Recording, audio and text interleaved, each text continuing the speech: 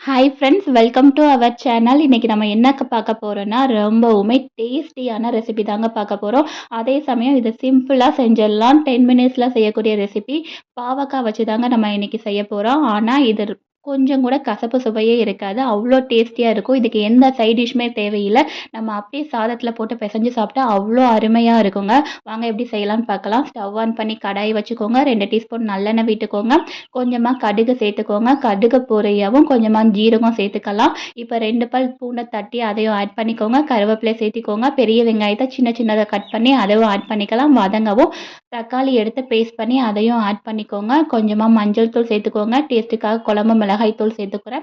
Chilli powder, டேஸ்ட்டுக்காக உப்பு add பண்ணிக்கோங்க. இப்போ நல்லா 5 மினிட்ஸ் வதக்கி விடுங்க. வதங்கினதுக்கப்புறம் பாவக்காவை தோல் சீவிட்டு ரவுண்டாக இந்த மாதிரி ஸ்லைஸ் பண்ணி எடுத்து வச்சுக்கோங்க. புளி தண்ணி சேர்த்துக்கோங்க. நல்லா மிக்ஸ் பண்ணி விட்டு மூடி போட்டு 10 மினிட்ஸ் மீடியம் ஃப்ளேமில் நல்லா வேக வைங்க.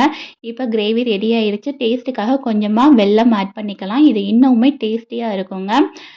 கொஞ்சமாக மல்லித்தழை தூவி எடுத்துக்கோங்க. அவ்வளோதான், டேஸ்டியான பாவக்காய் ரெசிபி ரெடி.